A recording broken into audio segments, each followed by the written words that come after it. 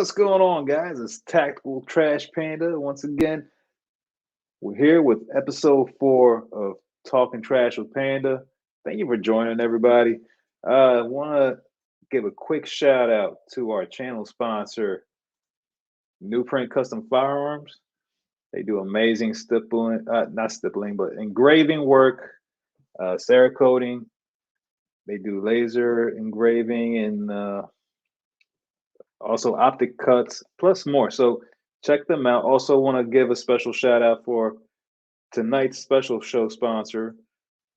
We have Red Labs 3D. They do amazing stands, custom stands. Make sure to go check them out as well. We have their links in the description tonight. I will put that up in the banner. So we have Newprint Custom Firearms banner. Again, it's in the description. And also, we have Red Lab sponsoring for tonight as well.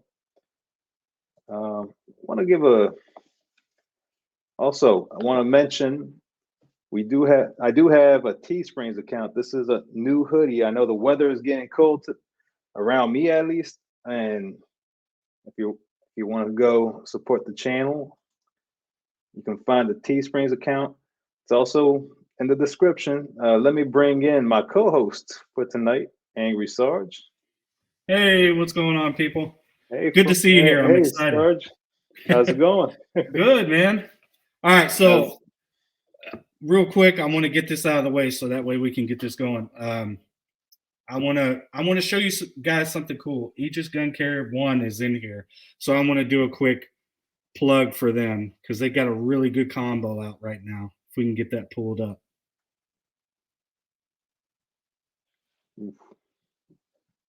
There we go. So this cleaning kit mat combo is a great deal. It's priced well. They're doing a sale on that. I think if you get with them, they should have something. I think I posted it on my Instagram as well if they have a discount code or something like that. But that's a great price. You get a mat, get a good cleaning kit, something to work off of. So I wanted to give them a shout out. They're in here. Thank you, Aegis, for coming in. We appreciate you as always, and we want to make sure that you guys are taken care of too. So good to go. All right. And tonight we have our special guest, the one and only, Frank Castle Customs. What's going on, guys?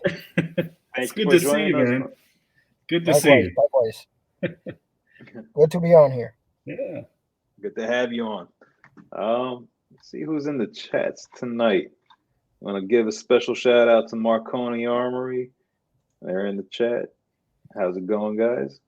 We have Croak. Yes. Thin Line Defense Co. Right there. Prepper Book Club too. Savanity. Thank you for joining, brother. We have Polishman. Who else is in here? Let's see. Scroll down. We have Naughty Heathen. Thank you for joining us. That's a new one. That is a new one. We have this guy right here. So, yeah. Angry Sarge. There you go. Me. I did it. I'm sorry. Kurt 24. Thank you for joining, brother. Let's see who else is here. Who else? We got Average. We got a bunch of people shouting Frank out, man. Tech Money, Freakastang, Bourbon. Yeah, all our peeps, all our Discord peeps are definitely here shouting you out. Michael Ryan. We have Freaking Stang. We have Shogun Customs. We have Aegis Gun Care. Thank you for joining, brother. The Quarantine Catholic. Yeah, LMC. She's a big supporter too. Yeah, she is. We got shout out Everidge. Thank you for coming in. Night Custom Builds. Thank you. CNT Design. We got a lot of people already. Yeah, no, man. I'm happy. 20 is not bad for a small show. Bailey, sure. Thank you. They came for you, Frank. They did. They did. Come on. My BOP brothers, Adam Jagger, thank you. Awesome. We got Tech Money. think I shouted him out already. Yes, Freakish Thing said he wanted to make sure you knew, Frank, when he gets home from New York, he's going to finally send you his 43X Sounds good. that I've been telling him, hey, hurry up and get it done because you're gonna hate yourself if you don't. So let's get to the show. Frank, thank you for coming on to the show tonight. Thank you for having me. The people want to know. Let's get to the nitty and gritty. Yeah. So first question was, what is your background, Frank? When it comes to what? So what do we want to know? What do you do in your civilian world? My life story, basically? No, we don't have to go that far. So what is your background as far as your professional background? We'll take it. Okay, there. my professional background. My professional background is that I'm in law enforcement. I work for the City of Miami Police Department. I've been a police officer for 17 years. Out of those 17 years, I did 3 on the road. Then I went to homicide. Some of you have seen me on the show First 48. Did homicide for 5 years. And after that, I went to a specialized unit where we investigate political matters, basically public corruption, public officials and things of that nature. So I've been there ever since. Awesome, man. Wow. That's definitely a career. I'll say that. But yeah, you mentioned that, and I guarantee you, if my wife was here, she'd be like, "Oh, that was that guy." Okay, I get it. It's like, come on, he was on TV. That's a background. Yeah. So, Frank Castle Customs? Now I know Frank Castle. If anybody's a Marvel fan, they know Frank Castle is the one and only Punisher. But what is the meaning behind your name that you chose? Well, for those of you who do not know the story, my name is Frank, or actually my first name is Francisco, and my last name is Castillo, which is castle in Spanish. So I've always used ever since, there was ever since the invention of usernames, right, on video games and stuff like that, I've always used Frank Castle. Nice. And since I used to use Frank Castle, then obviously I associated the Punisher skull with it and stuff like that. Not necessarily that I think I'm a vigilante punishing people out there on the streets, but it's just something that fit together, and it just worked out that way, basically. Yeah. So I mean that's a good explanation, because I would have taken it elsewhere, because I'm a huge Punisher fan, obviously, between the military law enforcement aspect in my background. So that was common for the units that I worked with. It was to have the Punisher skull and stuff like that. So yeah, I get that. That's definitely a cool explanation. There's really no cool explanation behind Angry Sarge, unfortunately. It's just a nickname that I earned when I was in the Army. So, well, you gotta be one angry guy to get that name. So I know I was definitely angry. Although I'm sure the crowd will, the audience will have a hard time believing it. Yes, they like to call me Happy Sarge. I don't know why, but hey, I'll take it, I guess. Yeah. No, I mean that is a great example, and hell, I mean that's a cool. The name actually, your name actually is a cool name to have for any Marvel fan that's a fan of Punisher. I mean, even though there's no real, like, okay, you're not trying to take on that name, but that's actually your name, Frank Castle. Yep. So that's pretty dope. So we all know, for the people that do know you, they do know that you are known for your custom stippling work. What made you decide on, hey, I want to start stippling? Okay, so that's actually a funny story. Back when I first became a police officer back in 2005 or 2006, I wanted to, stippling wasn't what it is today. But regardless, I wanted to get it done on a couple of my guns.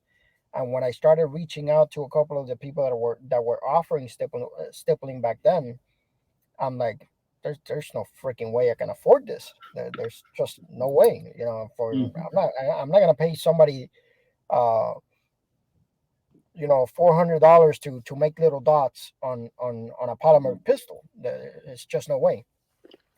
And obviously that pushed me to start messing with my own guns. Obviously, I had the courage to mess up my own guns, and then from experimenting on my own guns, people started seeing my work in the department. It did not look like what it does today, nowhere near. It was just literally little dots on the frame. Right. But since we live in a very here in Miami, it's very humid and it's very hot. These polymer pistols suffer from you keeping control of the firearm when your hands are sweaty or whatever.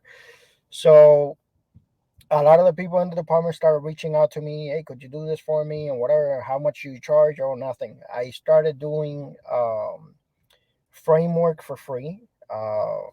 I did quite a few handguns for free, and basically that's what gave me the experience to sort of keep experimenting and improving and improving and improving until a friend of mine, basically, um, that's an academy classmate, reached out to me and told me, hey, do you know about this chat? Do you know about this chat where there's literally like 2,000 officers in the Tri-County area, which is close to the area where I work, and post your work there. Maybe people will reach out and be willing to pay. So I did that, and it started taking off. Once it started taking off, I tried to get an FFL and was able to get an FFL, which is a federal firearms license. Once I got the federal firearms license and I opened up the business, then I started posting my work and prices and stuff like that, and I've been slam packed ever since. Yeah.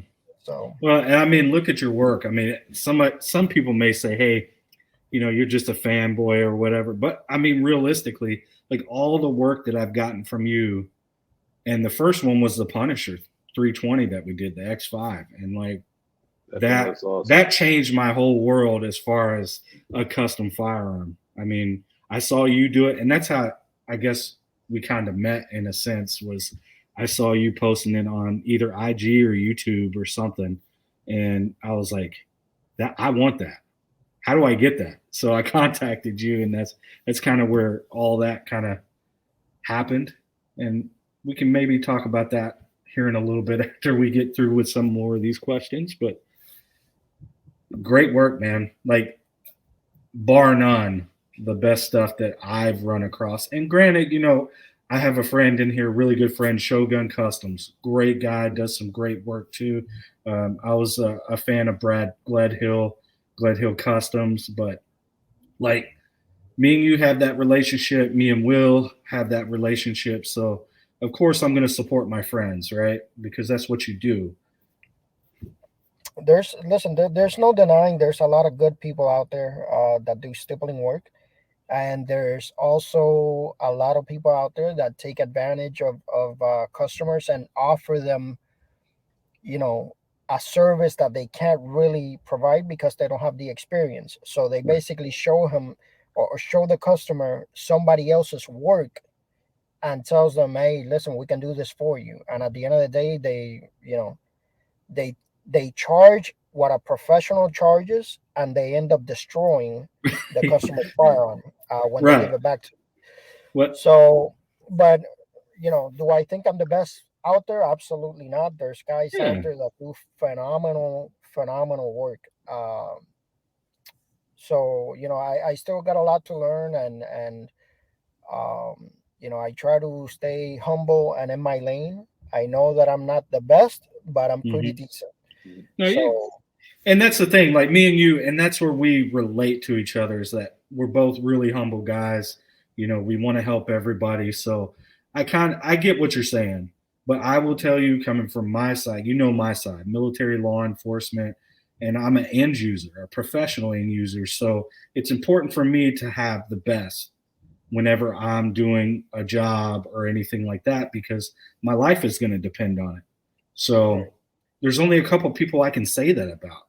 And granted, I've not ever had anything from Rocket City Stippling or any of those big companies that always have their books filled. But like, the value that I get from your work and Shogun's work is way more important to me than paying $800, $900 or $1,000 for a piece of art, right? Pretty much. And then it's like, okay, I don't even want to use this thing. But with yours, it's still a piece of art, but it's usable art. I can still run it and feel comfortable running it. So I'm, you know how I feel. Much appreciated, bro. You've always been supportive, and I can say that out of the customers that I have, by far, you've always helped me out with multiple different things. You've always put me in contact with different people that can offer different services, and help me out in a million different ways as a customer. I can't say the same for a lot of other people that usually are good customers, and they act like they're your friend, but they really only reach out when they need something or when it benefits them. Right. Which is not the case with the group of people that we have here.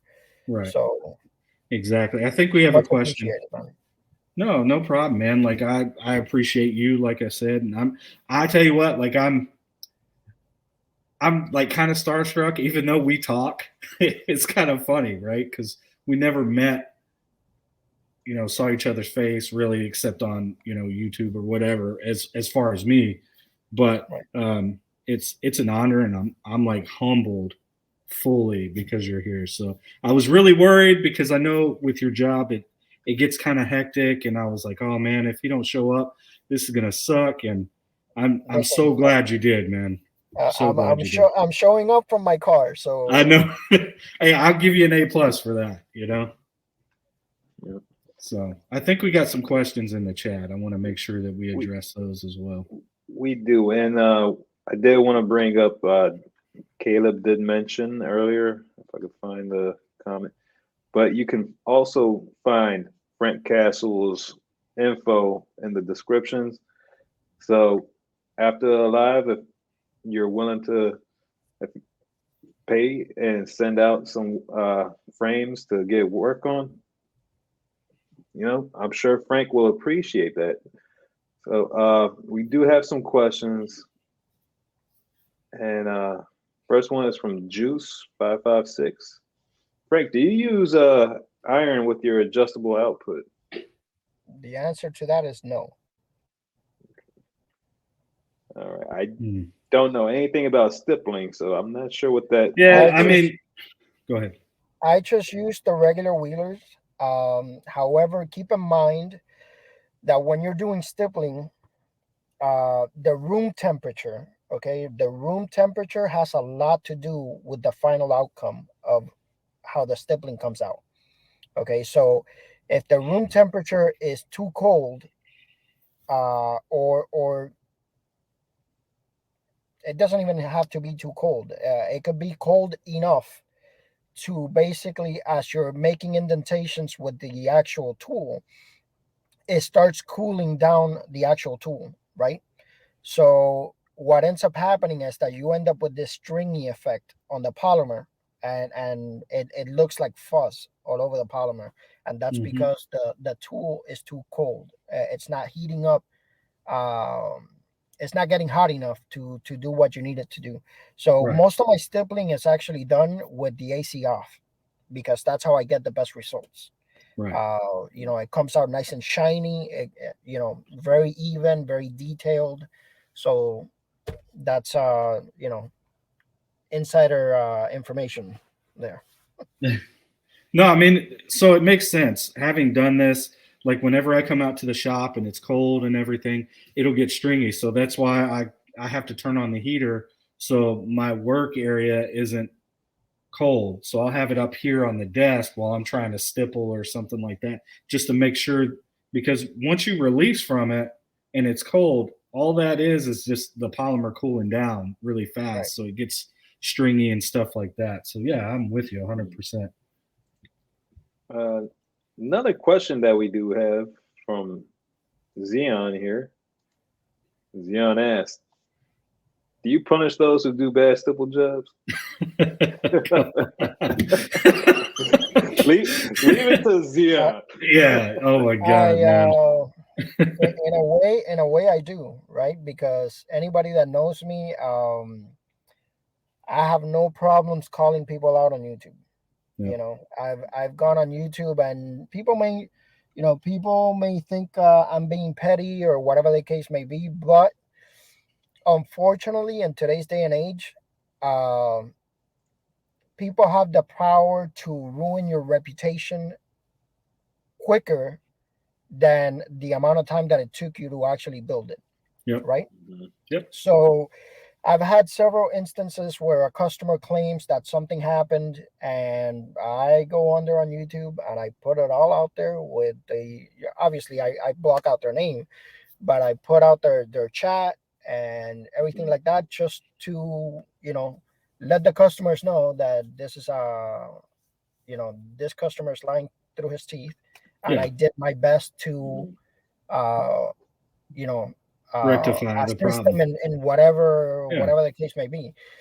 So when you're trying to grow a business, one thing that you're gonna find is that you can't make everybody happy. Like the other day, I came across an issue. Every now and then, let's say I have a customer that I know they're a little bit short of money and they're trying to save money here and there, and I still add certain details that I charge for as a little surprise. I add those details because I know they're gonna be happy with them, and I know the gun's gonna look better regardless.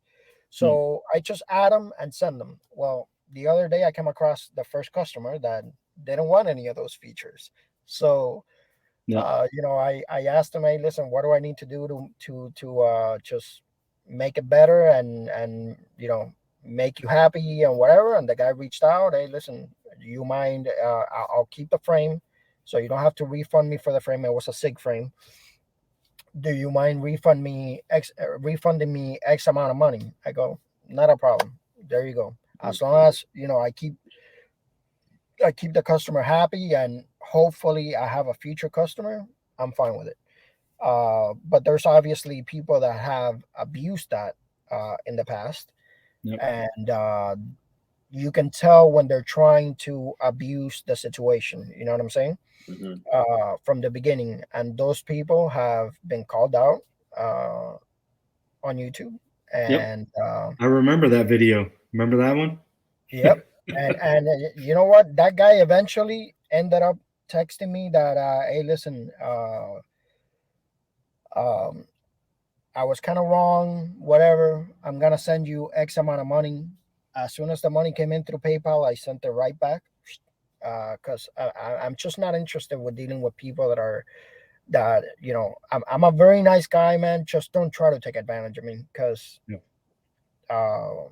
that's just where not cool. I draw the line. Yeah. So the people, and I have, if you're this type of person out there, if you're watching this video, I have people reaching out to me all the time. Hey, listen, I can you fix this? I had somebody else staple it and they fucked it up.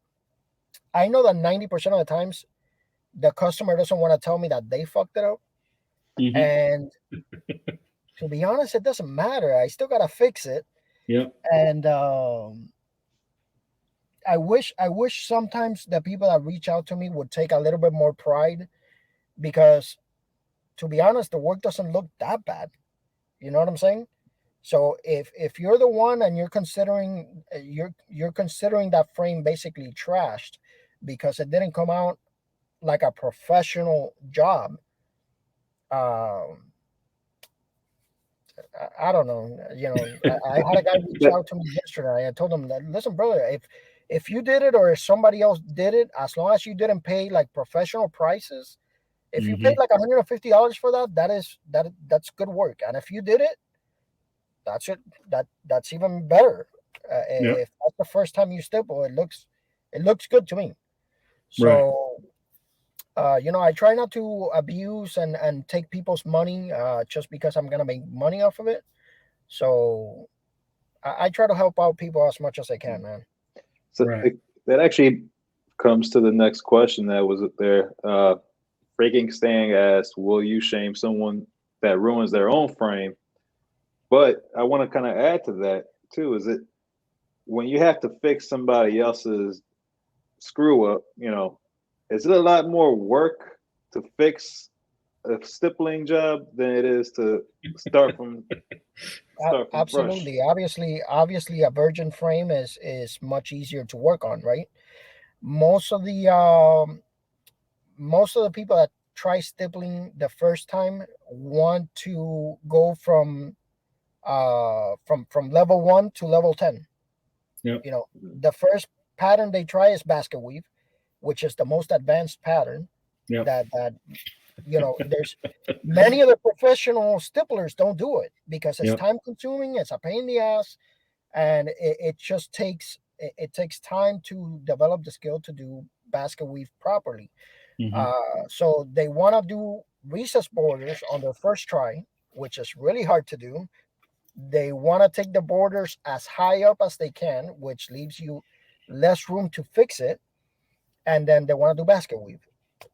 So it's a major mistake. I've tried explaining this in YouTube multiple different times, but no, man, I don't see a reason why I would shame somebody for their work. I mean, if you go back on my Instagram, you're gonna see where I was when I started. Because my starting point is there. So, just like everything else, man, as you keep doing it and keep doing it and keep doing it, you keep improving and improving and improving, right? So there's people that I tell them, hey, listen, dude, if you did that work, be proud with the work that you did. And if you have a second gun, try it again. However, if you want something that looks like my stuff, and then that's a different story. You know what I'm saying? But there's nothing wrong with trying it yourself, man. Nothing wrong at all. Other than, as long as you keep in mind, and as long as you stay realistic, and keep in mind that you may not achieve professional looking results. But the functionality is going to be there. Right. And I mean, how many times have I sent you some of my work and you're just this supportive guy and you're like, hey, maybe if you try this or stay away from that, work on this, like all that support is there. So that's the one thing I respect about you is you're not like bashing me to the point where I'm like, nah, I don't want to do that. I'm just doing it for fun. Right. That's it. I don't plan on making a business out of it. I just do it because it gives me something to do. Right. And I enjoy it, even though I'm not the best at it, but I enjoy it. Yet, if you keep doing it, you're going to keep improving. And eventually you'll get to a point where people will start asking you, hey, could you do it for me? Could you do it for me? Could you do it for me? Once that starts happening, then you might change your mind about doing it as a business. I mean, we can ask Trash Panda what his thoughts were on the 320 frames I sent him. I mean, that was the first time that I had actually experienced the stippling grip. So they look nice for me. I mean, for somebody that was just starting off, you did a really good job at them. Because I've seen some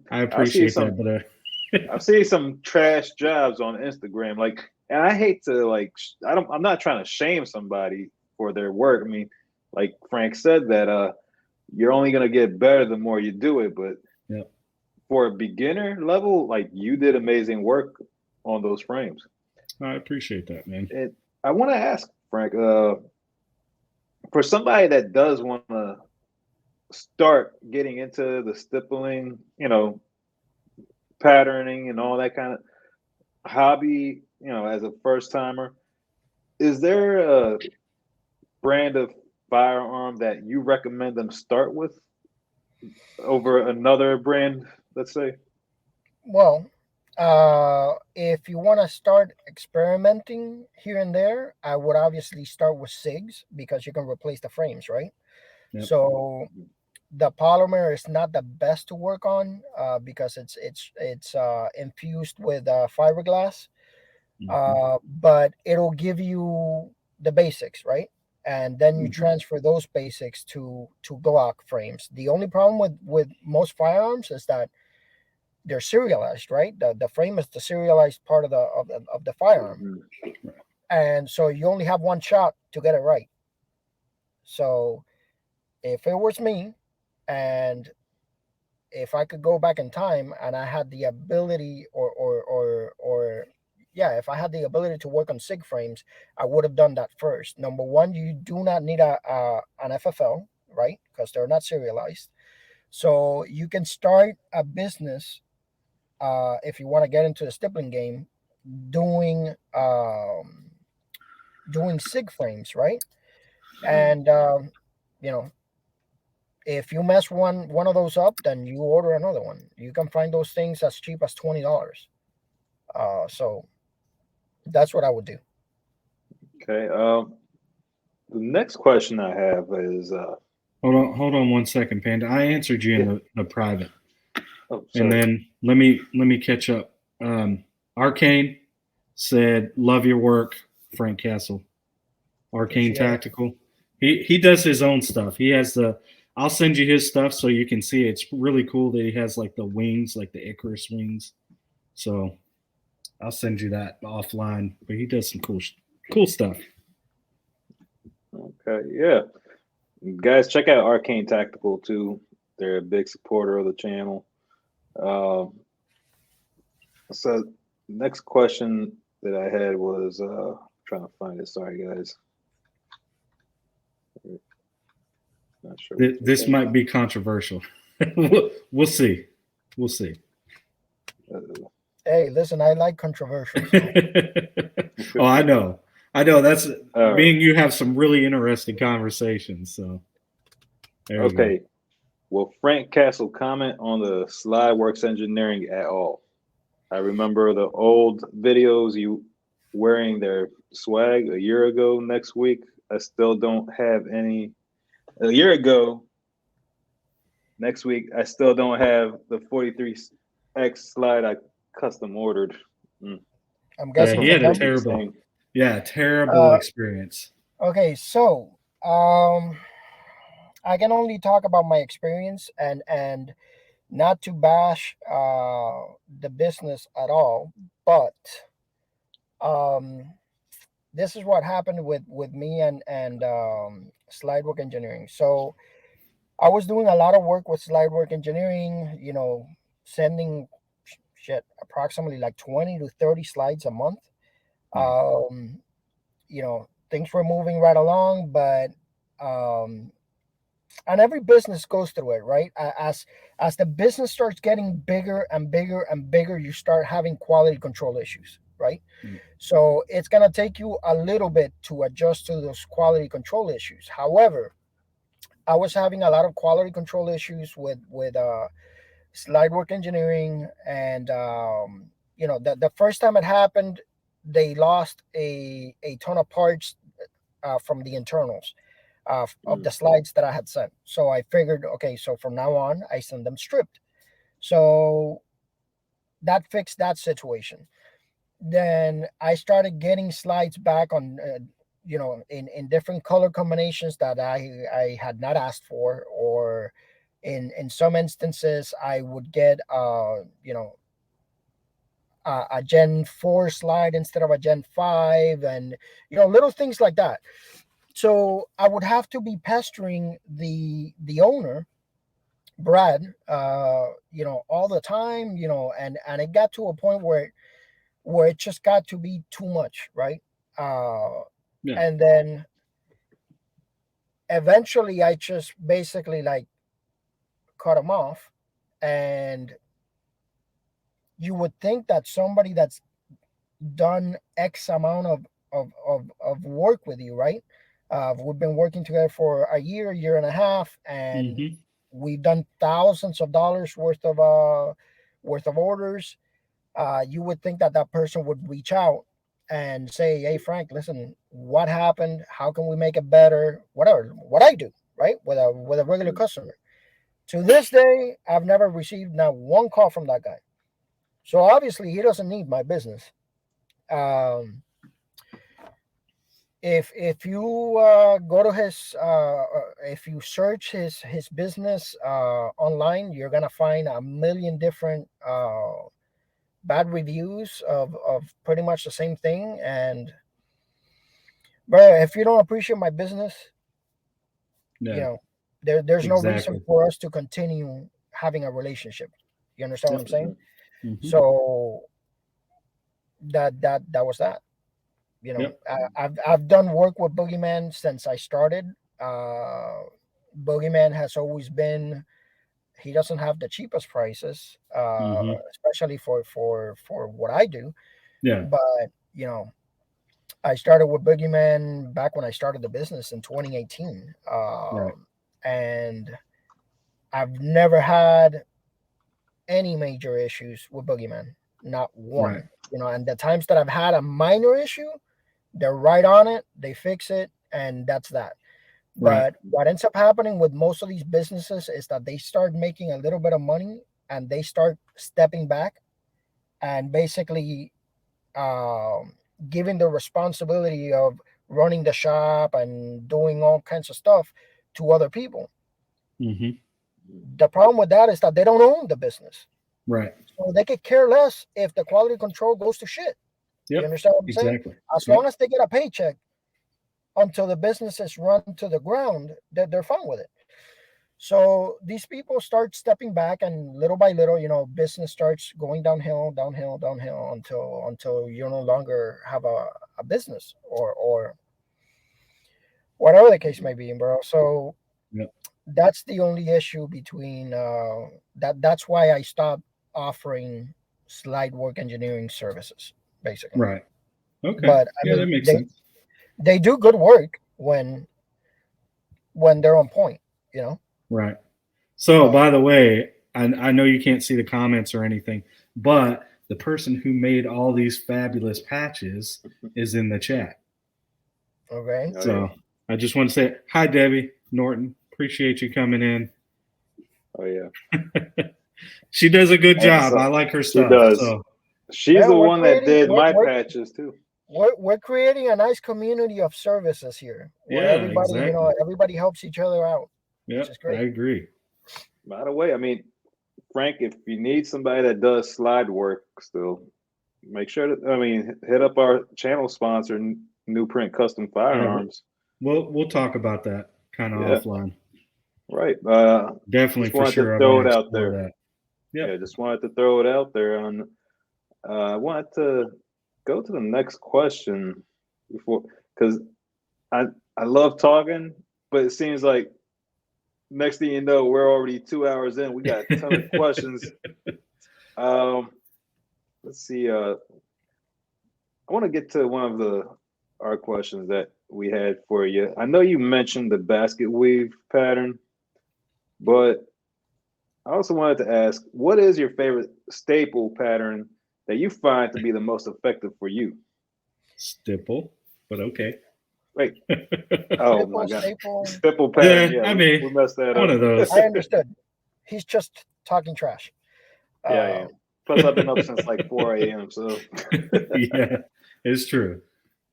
My favorite pattern, man, it has to be the basket weave. It looks the cleanest. It's gonna provide a good amount of grip, and it's comfortable to carry. Yeah, I agree.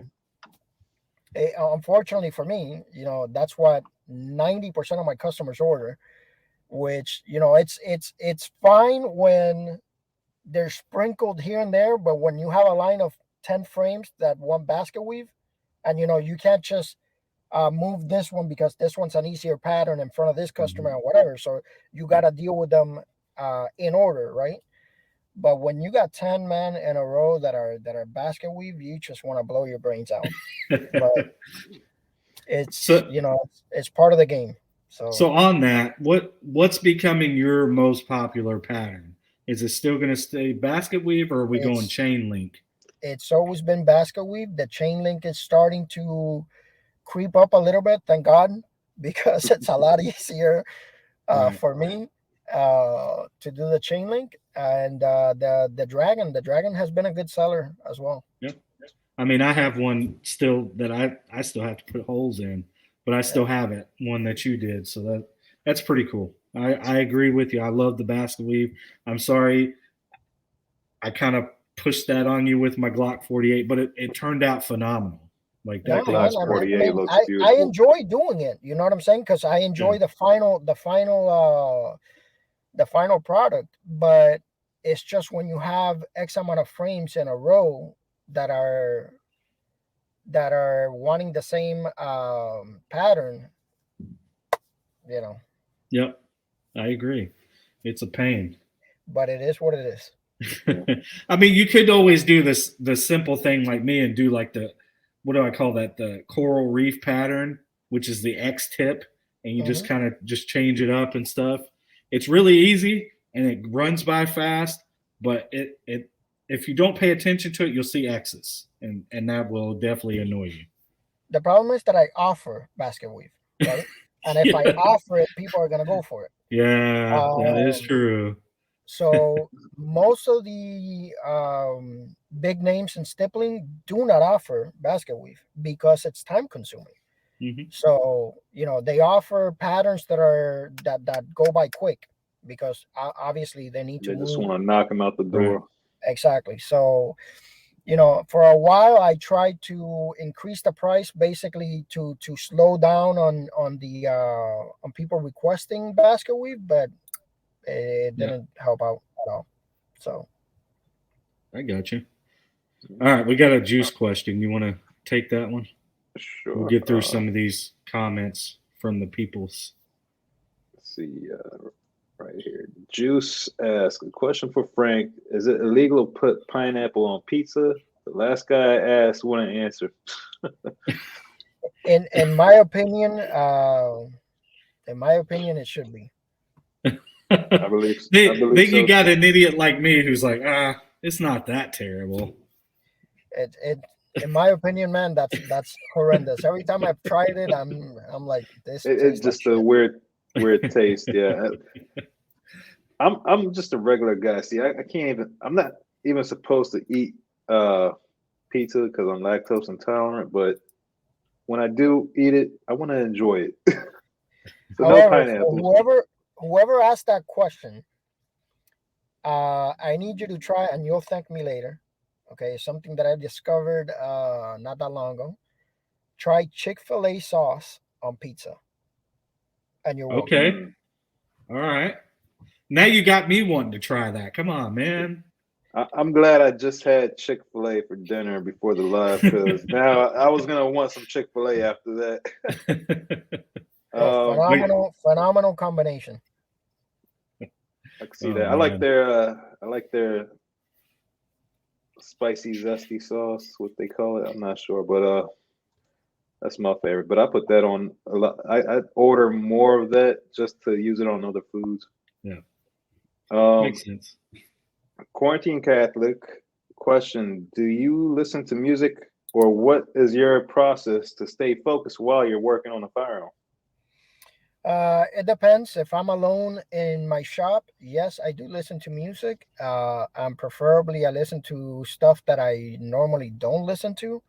Hmm. Um, just because there's certain types of music that actually get you sort of like pumped up and keep you like busy, Yeah, and there's the type of music that I usually listen to, which is more mellow and more relaxing, right? yeah.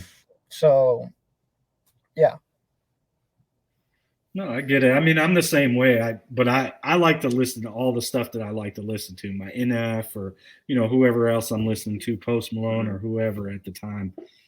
So I But get to it. answer I your understand. question, for the most part, I'm actually watching YouTube because I'm always obsessing about something, right? Yeah. So Mhm. I work 7 hours a week, and I don't think there's a single day out of the entire week where I work less than 14 hours.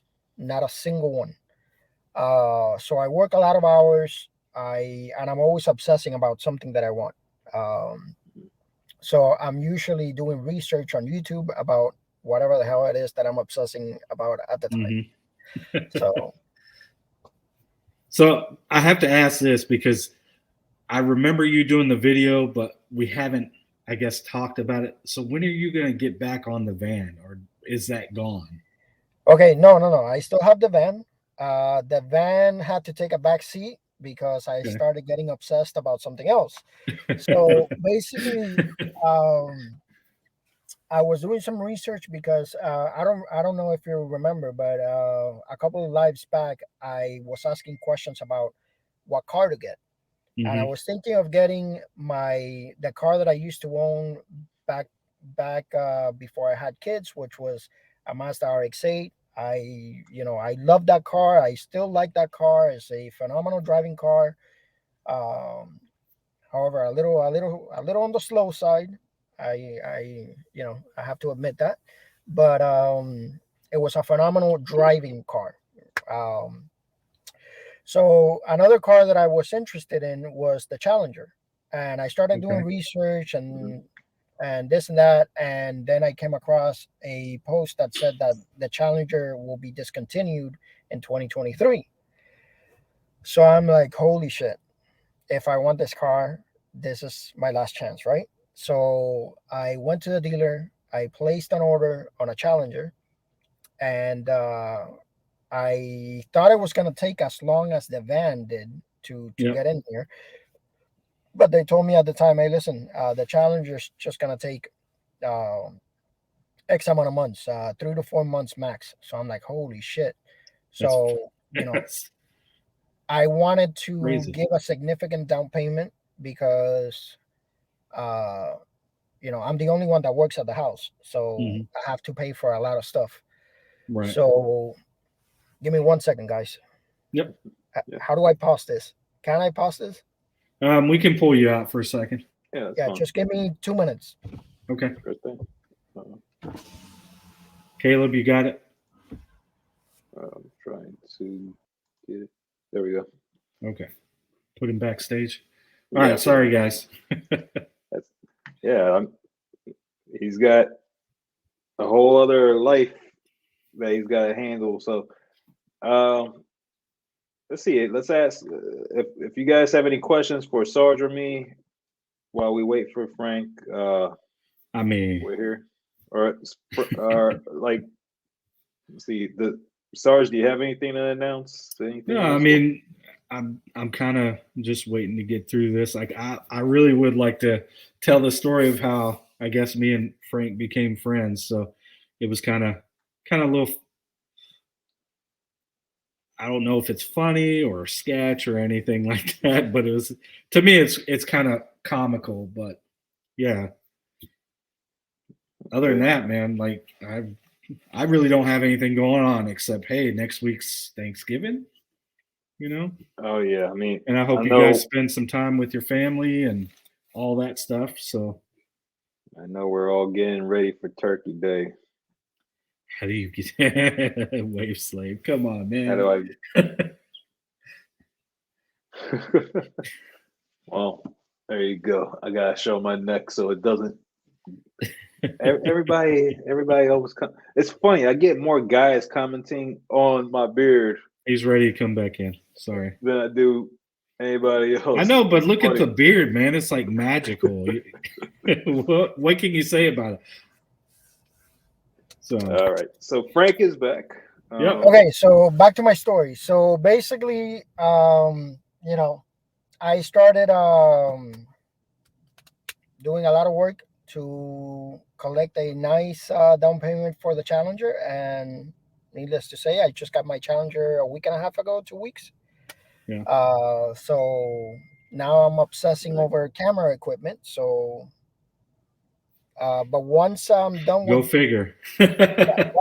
once I'm done with Christmas, then I'll jump back on the van. But the van has to happen, man. Yeah, I mean The that's van has to happen. what you started doing on it. I was like, I hope this becomes a series because I thought it was Uh, really cool. Bro, I you know gotta what? check out that band now. I said the same thing about the car. Oh, I'm gonna create a YouTube channel for the car, this and that.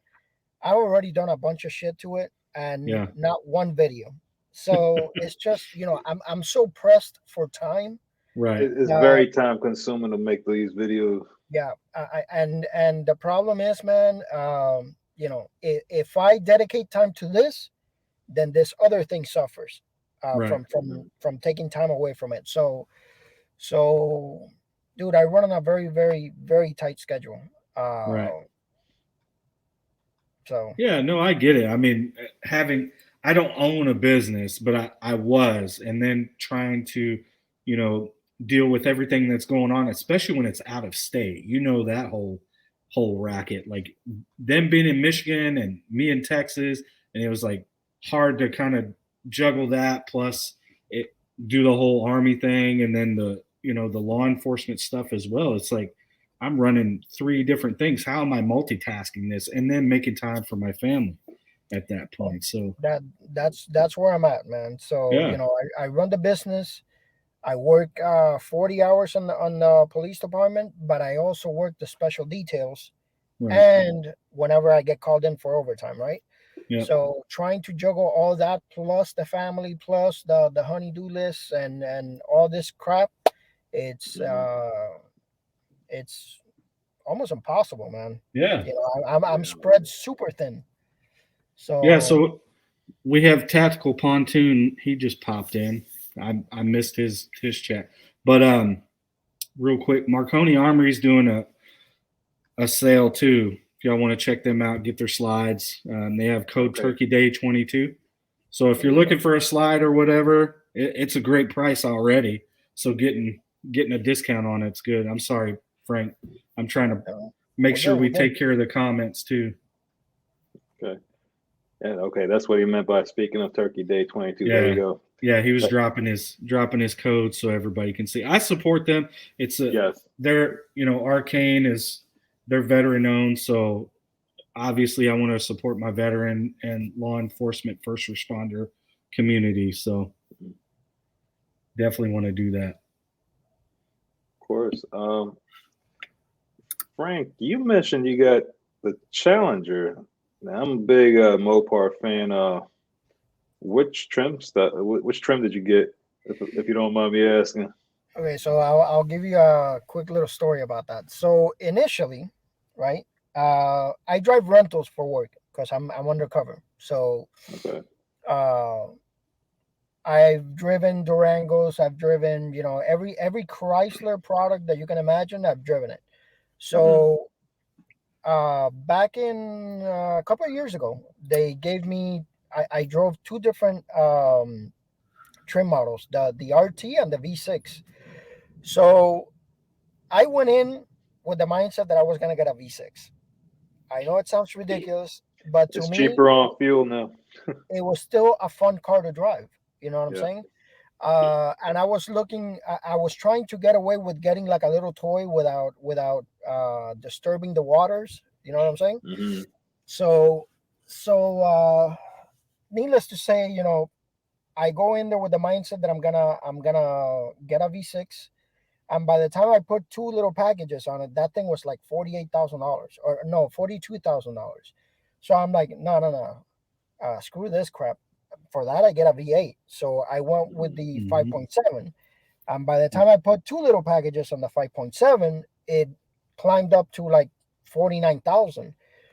And I'm like, okay, you know what? Disregard this. I'm actually gonna get what I really want, which is the Scat Pack. Okay. Yep. So I went in there and I got the Scat Pack base because I'm the type of guy that changes rims and changes stereo and changes everything, right? Yep. So I go in there and I tell the dealer, hey, do me a favor. I need number one a manual transmission because those things are going away. They're Yeah, they are. they're gonna be non-existent in a couple of years. and I need the biggest block V8 that they make in that car. Yep. I could have maybe gotten away with it with ordering the Hellcat, but to be honest, man, I went from trying to get a $40,000 car to now inflating and possibly getting something like a Hellcat, which is more than what I really needed. So right. I got the 6.4, right? Well, which is the Scat Pack, and that's it. And in a week and a half, I've already done the intake. I've already done the lowering springs. I've changed the rims, wider tires. It has a slight body kit. It's not the wide body, but I'm doing my thing, So yeah. Hey man, I feel like that's a nice little way of thinking. Like, all right, well, if I'm gonna pay this much just to make a couple upgrades, and might as well go big or go home. Yep. That's right. So, well, I actually ended up getting the Scat Pack, and it was basically the same price as the 5.7 with like 2 little options on it. So once you move on to the Scat Pack, it has the big brakes, it has the bigger screen, and a couple of little bells and whistles here and there, and it ended up being actually like $1,000 cheaper than the 5.7 with two packages. So I ended up getting the actual engine that I wanted with the better performance and stuff like that for $1,000 cheaper. Nice. So makes sense. So back to questions. Yeah, we kind of got off topic. Yeah, we got to run through them so that way we don't miss out. Okay, so I'm gonna go just run through these. Fast fire. Yeah. Do you do engravings? I do. I guess laser engravings. Okay, awesome. Yes, I do. Cool. I don't offer laser stipple though. Okay. Yeah. Laser stippling to me is useless. So what about a hybrid? Is that going to be a future thing? Maybe doing a hybrid? So I'm trying to create my own lines. As you guys know, I don't like copying other people's work. Obviously, there's features in stippling that pretty much everybody does, like accelerator cuts and stuff like that. But when it comes to my lines, I like creating my own. I like making my own way. You know what I'm saying? So I just gotta sit down, design what I have in mind, which is basically sort of like the new lines that I'm offering with the Go Crazy package, and I think that would work. So okay, yeah, we talked about that a little bit, so that's really cool. I'm excited about that. CNT Designs and Arms ask, what about starting off on 3D printed frames? And he's asking about stippling. Like, if you're going to start stippling, what do you think about starting off on 3D printed frames? So that's plastic, right? So I've never tried one of those frames, so I wouldn't be able to tell you or advise you one way or the other. So I got one. I'll cut it and then I'll send it to you. I'll cut it so it just like you would with a Glock frame or something like that, because it does have the holes in it and all that stuff. So I'll get you taken care of. You got it. I know with 3D, there's different materials too, so yeah, I'm sure that makes a difference. Michael Ryan asked, are there tactical Trash Panda patches available? Unfortunately, I ran out. Stay tuned, though. I may be working on something soon. We'd love to get like show stuff, have a show shirt and maybe a show patch or something like that. I mean, kind of like our guests, Frank, we're going to get you a coin sent to you too for the show. So on one side, it'll be my logo, and on the other side, it'll be Panda's logo. Yeah. So that way you have something as a thank you for coming on the show. Much appreciated, man. I'll come on here as many times as you guys want me in here. No, I appreciate that, man. You. Definitely.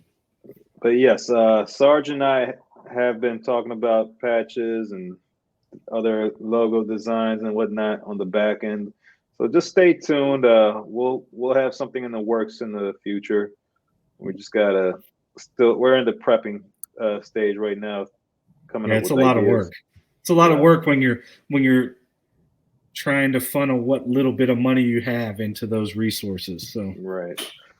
Let's see. Xeon Zone. Have you tried to stipple a polymer print? Polymer print?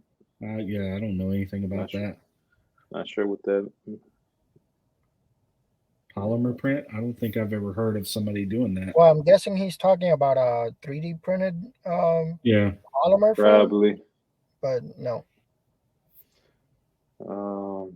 Inside that. Freaking staying again. How's the thread plate going? How's the thread plate doing? Tread. You know, like Oh, the tread. toolbox, diamond plate, that kind of thing. I'm not understanding. So you know the toolboxes that have the little diamond plate where there's diamonds on them. Mm-hmm. So I think that's what he's trying to say is like that diamond tread pattern. If he's asking how that pattern is doing when compared to others, Yeah, that's what I'm getting out of it. it's you know, it moves. It's a different kind of basket weave, so people Oh, he order meant it the here and there. diamond plate pattern. Yeah. Okay. It's like a bigger version of basket weave, basically. So it does move. However, you know, in my opinion, the smaller basket weave looks better. Okay. So Next question he had was, what are your tips or tools for the perfect borders you have? so I don't know the actual numbers of the tips. That's something that's gonna be available on my used to be available on YouTube, but I was forced to take a lot of my content down. So now we're in the works with, you know, some other people that are here to create a website where I'm gonna be able to teach people how to do this. Yeah. So So you'll stand by. have something that's more 2A friendly that'll let you run the platform Correct. as you see fit, and plus have a forum so these guys can get together and kind of talk and help each other out too. So Correct. that'll be good. Yeah, I'm excited about that. Nice. All right. We had a few more questions, just channel questions. Yeah. Let's see. All right. Frank, any plans to add additional services? And Yes. okay. So I want to get into not eventually, this year, this upcoming year, I want to get into a bigger location, number one. Okay. And in that location, I want to be able to offer, number one, the ability to people for people to come and learn in person, right? But in a classroom environment. Number one. And number two, I want to get into actually selling custom firearms. So you know, the person would be able to go on the website, basically design the firearm, pick the colors, whatever. It gets built and shipped to their FFL, and you know, you can buy the entire gun completely made to your liking, obviously. And I want to, in the very near future, want to get into the slide cut game as well, because I Yeah. want to I want to be able to be a one-stop shop, if that makes So any sense. do you think the CNC is going to come into play, or would would you be open to a company that specifically supplies you? I'll be open. Obviously, if the company, well, here's the thing. I'm open to that for the moment, but Mm-hmm. eventually, I think the best route to go would be In to house? have it in house. Okay, Yeah. because when you have it in house, you cut down on wait times. Okay, on Yeah. lead times, and that's the Mm-hmm. biggest problem about the custom gun game. Correct. So nobody wants to be without their gun for 2 months, 3 months, or whatever Mm-hmm. the lead time is. And Right. it's a common problem in the industry where Mm-hmm. people that do it all have a really long lead time. So, Right. you know, if you don't have to outsource stuff, then you're able to push out orders a lot quicker. So Right. And I eventually, mean, that's what I think. obviously, yeah, obviously it comes to scaling. Like that's a scaling issue that you're going to have to worry about in the future when you're trying to grow that side because like CNC is not cheap. You Right. start getting Yeah, into one of those that and CNC then machines you're talking about 50K. So yeah, it's a lot of money. So I get it. But yeah, that's going to take time. That's going to take getting the right people and hoping that yeah, they're not trying to run off with your stuff or whatever. So, yeah. but yeah, I get it. That'd be cool.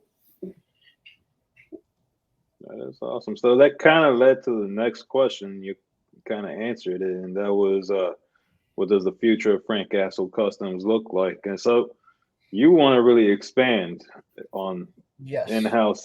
I honestly, if I, keep in mind, I do this only 3 days out of the week because it's I can only do it on my days off.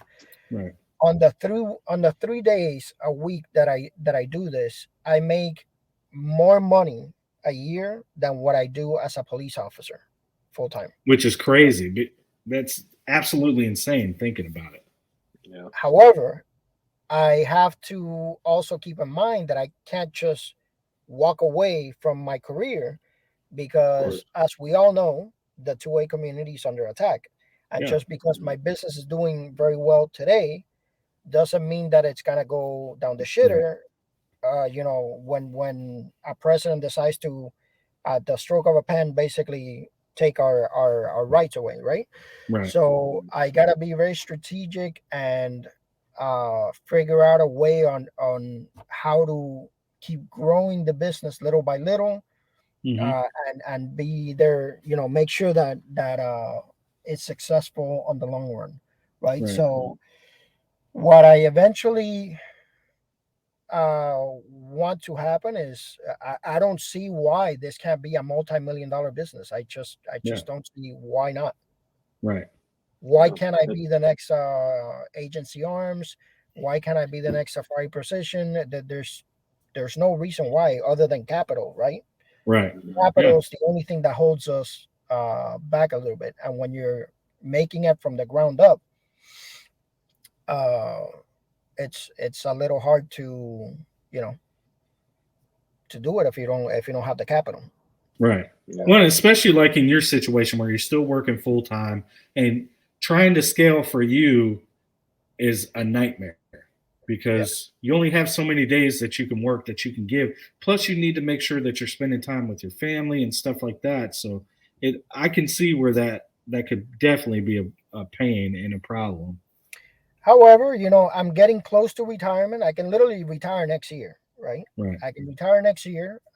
So that's why this upcoming year I wanna move into a bigger location where I can hire more people, hire permanent staff, and Hmm. start, working towards me separating from the department, right? And Right. I think that once that happens, because I secure my pension next year, Okay. but I'm only gonna be able to walk out with 70% of my pension, Right. which is still more, way more than what a lot of people get to retire with, which Right. is zero, or their 401k, or whatever the hell they Yeah. save.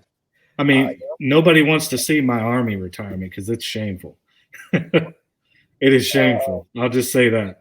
at the end of the day, you know, I honestly don't see why this can't be a multi-million-dollar business. Right. I agree.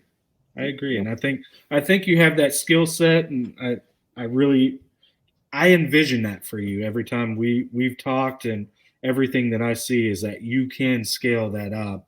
It's just going to take that right door to open and things are just going to change drastically. So, Yeah. So far, I've had people come up and offer different things. But the one thing that I'm gonna tell you, man, is that there's a lot of people that see you as an opportunity for them to make money, yeah. and you have to be very careful, man, Yeah. because if you sign the wrong deal, you know the business can be taken away from you in a heartbeat. Yeah, So exactly. Mm. Yep, I get it, man. And So I I like. rather take my time and grow at my pace Mhm. than to have an investor come in and say, hey, we're gonna invest X amount of money in your company. We're gonna blow up your brand. We just need you to be in the background and just Do the be the work. face of the company. Yeah, And yeah, that sounds fine and dandy, but at the end of the day, you lose. You lose what you created. Basically, yeah, it's yeah. I being mean, taken how away. much exactly? How much did you give up? Yeah. 45%, Yeah. So 51%. You know. yeah. So you know what? I'll grow it at my own pace. I'll grow it on Mhm. my own like that. I don't have to ever hear the words of, "Oh, hey, you got to where you're at because of me." Right, No, fucker. I got Right. to where I'm at because I busted my ass and worked Yeah. 7 days a week for X amount of years. right, So that's where I'm at. Where I'm at.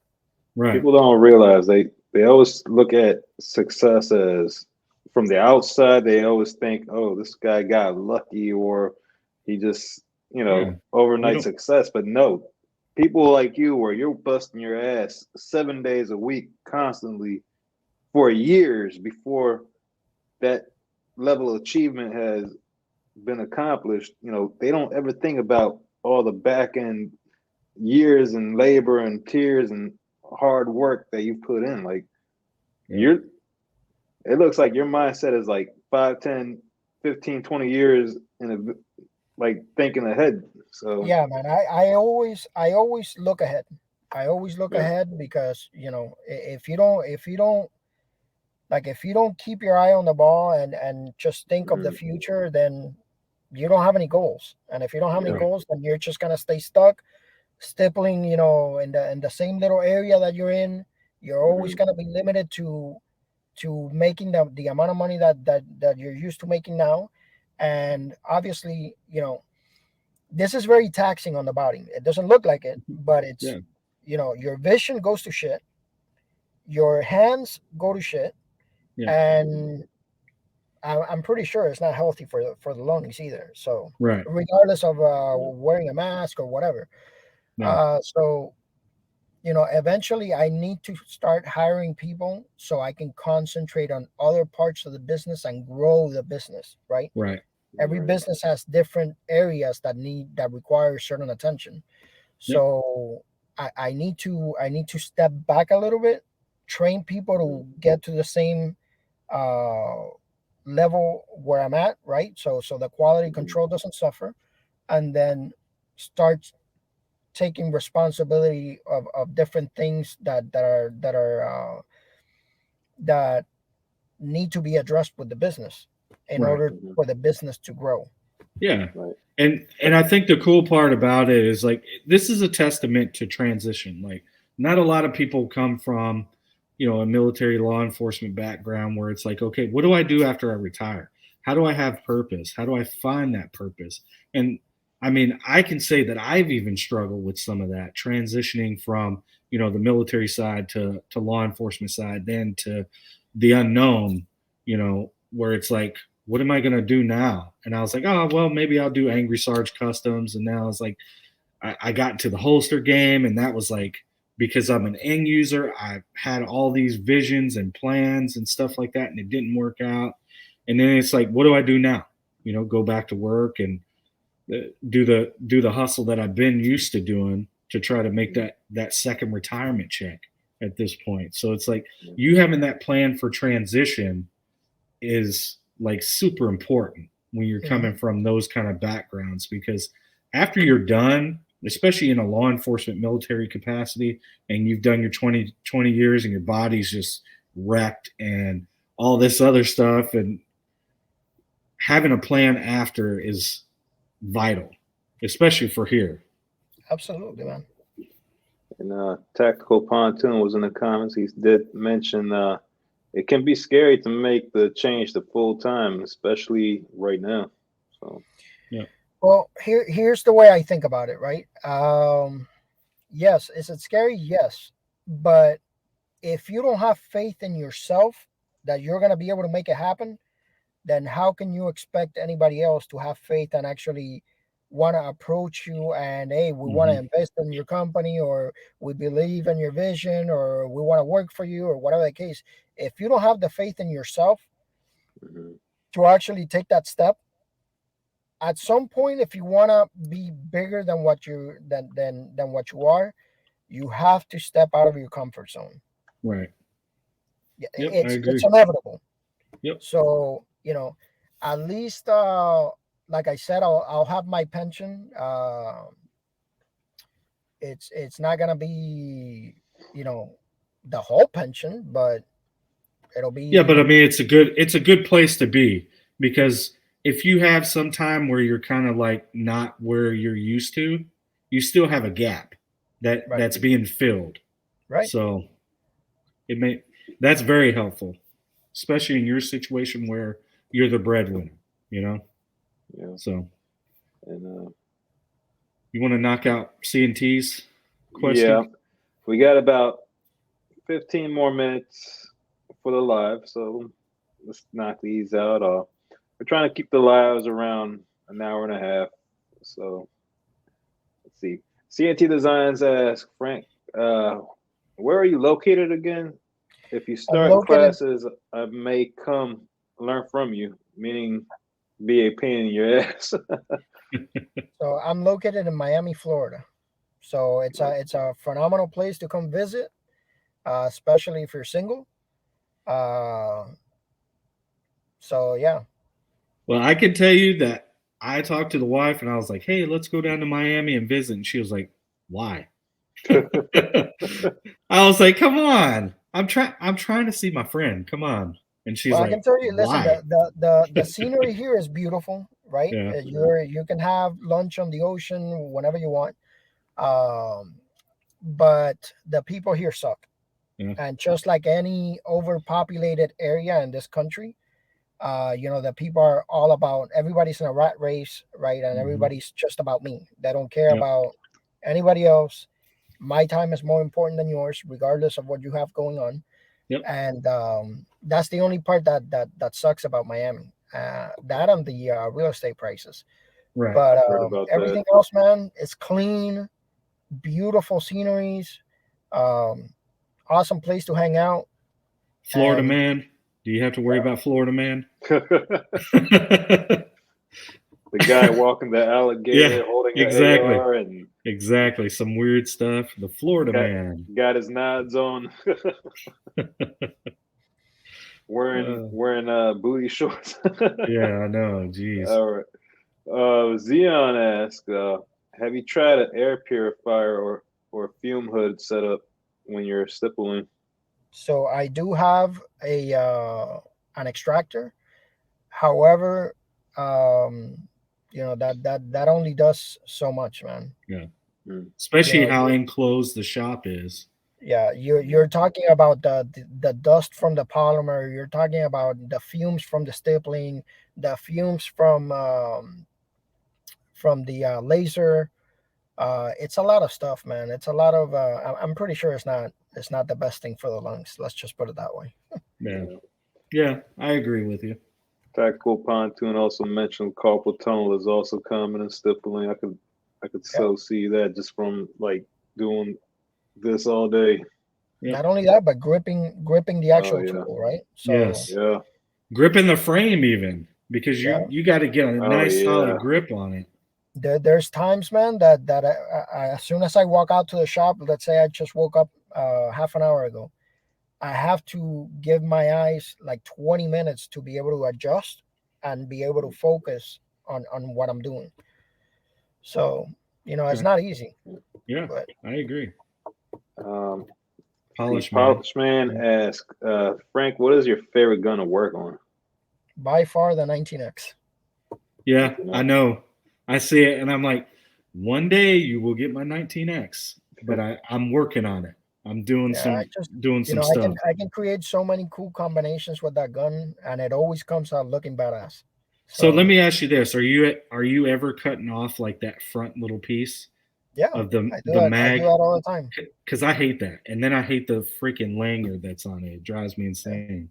I mean, the lanyard you can take off whenever you want. Oh yeah, I know. You just pop it out. It's a plug.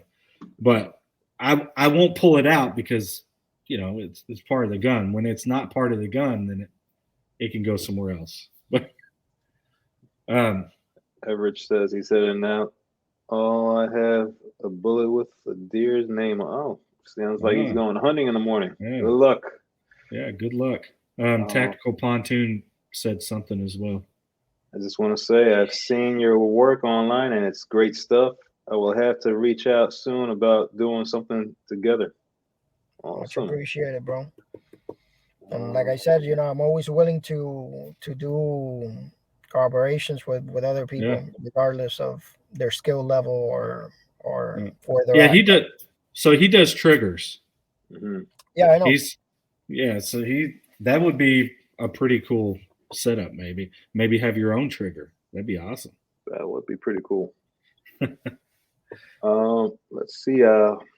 We got about 10 more minutes, guys. Does anybody have any last questions before the live ends? Yeah, I mean, if they don't, I wanted to talk real quick and I guess tell the story about how me and Frank met. Oh yeah, go ahead. Sorry, I guess we became friends. So I won't go into too much. Yeah, I won't go into too much detail, but I'll tell you this. I sent out my 320 X5 to get the Frank Castle Punisher work done, and it turned out phenomenal. When he sent it back, he sent something to me that didn't belong to me, and I went ahead and sent it back. Told him, hey, this isn't mine. I need to send this back to you. So that's kind of where it all started, me and him talking and just being an honest guy and doing the right thing and making sure that he was squared away, because that was a interesting mess up, to say the least. But yeah, I mean, that was kind of like the start of our relationship as far as that goes, because I was just being honest with him, working with him, and then, supporting him and joining the Stipple School. I think I was one of the first Stipple School guys that you had that joined that membership, which today I still am a member of. Don't know why. It's for you, man. It's the support. Just like you would support me. There's other ways of supporting your friends. I know. But yeah, I'm anxious to see what you got going on, especially with this new website. I really think that it's going to give you a lot more help, so you're not trying to juggle so many things at one time. So I'm really excited about that Stipple School piece. We can get you some good videos up there and get the community involved. Have your own little community. That's always the fun part for me. So. That's pretty cool. So with the Stipple School, that's all online and people could just learn from watching videos, or is it like a live one-on-one type thing with you? It could be both. I mean, I don't have a problem. Once I get into a shop, one of the things that I want to do is I want to install cameras on the work areas, and just have a live feed 24/7 while I'm working. And whoever is in Stippling School can just log in, watch, and just enjoy the show. Yeah, I think it would be cool to have you like actually on there, and even if it's once a month, you come on there and say, hey, I'm going to do a live Stipple School for you guys that are members of that program, and just set something up and walk through, and then we could ask questions or anything like that. Because like, I know me, I can watch your videos and mimic some of your stuff, but there's always a technique that you have that no matter me trying to do it myself or anything like that, like that's your learned technique. So it's hard for me to really mimic that without asking a bunch of questions. Hey, how are you holding this? Is this 45 degree or what? Because watching a video, especially when it's from the top, you don't really get like the whole, okay, he switched it a little bit, tilted it just a little bit, and that's how he got this rounded corner so perfect. Things like that. Yeah, we'll address all that stuff in the very near future. That'll be cool, man. I'm definitely excited for you, and we're definitely happy to get some kind of product out there that's going to help you and as always, I want to support my friend. So, you know me, I'll do anything I can to help you out. It's always appreciated, bro. Well, again, Frank, we do truly appreciate you coming on the show tonight and answering the questions and giving our audience your answers to your. I've seen your work, and I hope that one day I can, send something out to you and get some custom work done because I'm still not really into the whole stippling thing just because it's not cheap. And, for good quality work, you're going to pay that extra amount. But so real quick when it comes to that. So like I said before, when I got into this because I started reaching out to people and noticed real quick that it was a lot of money, stuff that I couldn't afford, right? Mm-hmm. But just like anything else in life, you don't understand why they charge what they charge or why people get paid what they do uh, until you're actually doing it, right? Yep. yeah, So before I was a cop, I would see a cop parked underneath a tree. I'm like, look at this fucking lazy ass making X amount of money. And, I want to do that to Yep. be able to park under a tree and just do nothing all day. Until I became a cop and noticed real quick that they park under a tree to complete the freaking reports that they got to Yep. complete, right? Yep. So it's the same thing here. There were times that I would see, man, this guy charges this. This is an obscene amount of money for this type of work. Yeah. It's just doing this or doing that. I've seen him do it, so it's not hard work, obviously. Until I had to do it, right? And you'll quickly find out that any of the guns that you see me do, just on the stippling part, you're talking about 4 to 5 hours. Yep. Just on prep and from prep time to completing the stipple job. Yeah. 4 or 5 hours. So yeah. I never realized that up until Sarge and Shogun started telling me what goes and like what all the steps are. I was like, yeah, and I mean, wow. I'm not even on these guys. I do an okay job.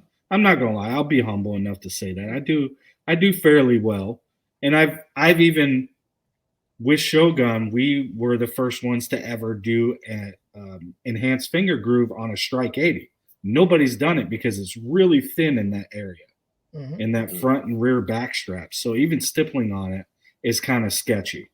But actually doing that, I guess if he says it's okay, he'll tell you I was the first one to do it. So that was pretty cool. And I take that and I wear it like a badge of honor because it's something that's mine. So and it's tough. It's not easy. Just even doing the lone wolf that I just did, just sanding it down and throwing just a border in so I could stipple up to it, that was at least 2 hours worth of work. Yeah, so you're gonna notice that the more proficient you get and the better your work looks, it's because the more time you're putting into it. You're adding steps to perfect the craft, right? Yeah. So that's why these prices keep going up and up and up and up. So there's people out there in the game that charge $500-$600 for a stipple job, but it's because it's taking them, the detail is there. Right. So I do understand that in some ways it sounds ridiculous to pay more than what the actual gun costs. Yeah. But at the end of the day, it's custom work. It's art. You understand what I'm saying? If you just want functionality, you can get you can go on my page and get a stipple job for $200. Yeah. If you're just looking for functionality. However, if you want the artsy stuff, then it starts climbing up there, right? So it was like 600 for that Punisher that we did, the 320. Now, granted, I did get a law enforcement discount on your stipple work, but that didn't cover the Cerakote or anything because that's all outsourced. So I understood that piece. But I mean, and the other thing that people need to take into consideration, like when I first started the business, I was when I first started the business, I was way cheaper than what I am now, right?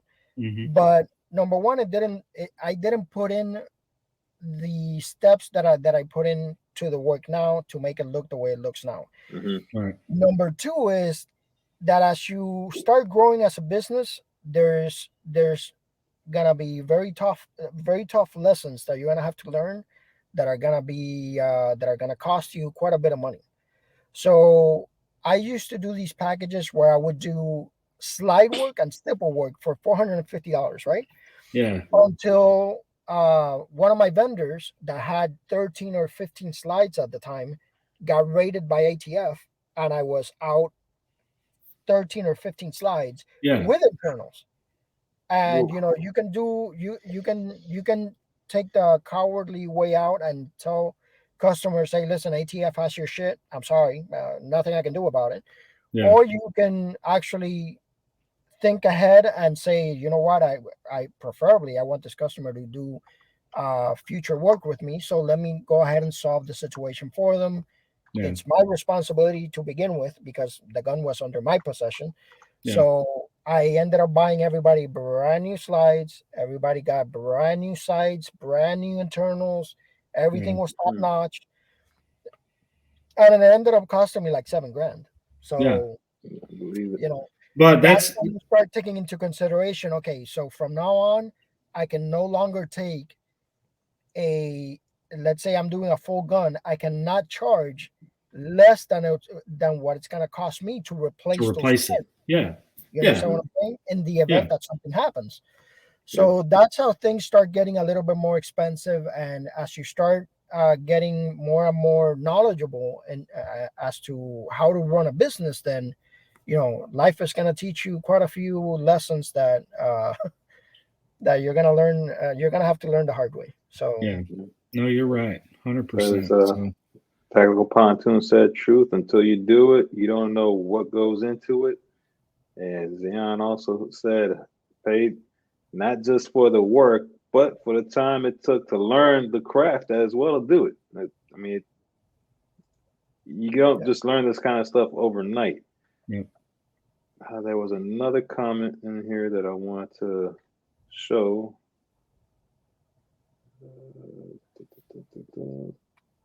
Oh, there you go.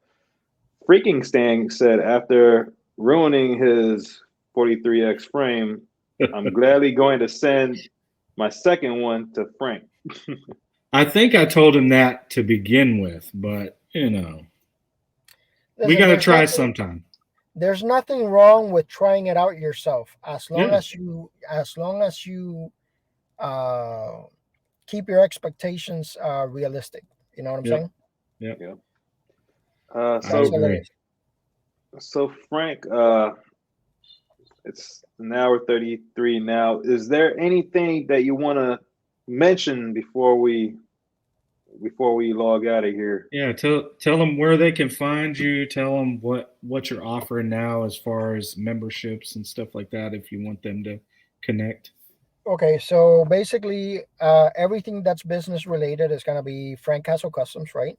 If you go on Instagram, it's gonna be Frank Castle Customs. If you go on Facebook, Frank Castle Customs, YouTube, Frank Castle Customs. Obviously, if you're on Instagram, be careful with sites that are fake sites, right? Mm-hmm. Because there's a lot of people out there that just steal my pictures and create a website or a Instagram page that's called Frank Castle Custom with no Yeah. S, right? Yeah. And they steal a bunch of my pictures, and then they want to tell people, hey, listen, yeah, send me your money, and yeah, I can do the order for you. And at the end of the day, they steal your money, and Yeah. they don't even provide those services. Right. But um obviously you're gonna be able to tell that it's a Frank Castle Customs legit account because of the amount of followers, right? I Right. have over 9,000 on YouTube and over 10,000 on Instagram. um in YouTube has a membership for a giveaway that I do, right? So that membership is, it could be either $2 or $15 a month. $2 will get you one entry, Mm-hmm. and $15 will get you two entries into the giveaway. And the giveaway usually includes Cerakote and stipple Okay. work. Other than that, man, it's been a pleasure being part of the chat, and I wish you guys luck in growing this. Hopefully, it grows to a point where you know uh, you guys have thousands of viewers. I'm sure it's only a matter of time. Thank you. But it's been fun talking shit for a while. Talking trash. Talking trash. I appreciate it. We had a great time, and this was my first real encounter, like talking with you, Frank. So I learned a lot about you tonight, and I appreciate that. You seem like a down to earth guy and that has his head in the game. And I would love to see like what the future brings for Frank Castle Customs. Yeah. So we shall see. So this is what I wonder. One, you didn't really get the chance to promote it and all that stuff. But I wondered how your viewers would take it once they come on and they're like, who's the dude in the mask? What's up with that? It's so weird. I got to get out of here. Like, who's Frank hanging out with? Jeez. You know? Yeah. So. Listen, you're never going to be able to make everybody happy. So. Yeah, that's true, man. Do your thing, man. That's very true. So next week is Thanksgiving. I want to make sure you guys know, go spend some time with your family, talk about what you're thankful for, if that's what you do, or just remember to be grateful for everything that you have. A lot of us are blessed and we have nice things or whatever, if that's what they like. To me, it's more about having my family and all that stuff. I'm still alive.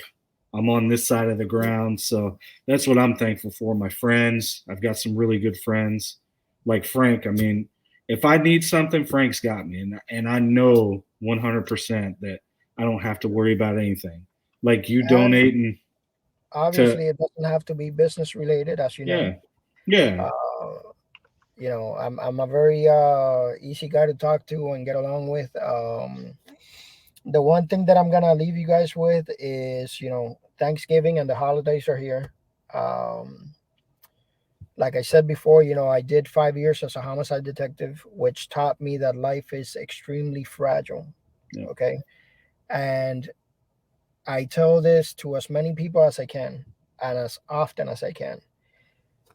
Do not fight with your family or your friends.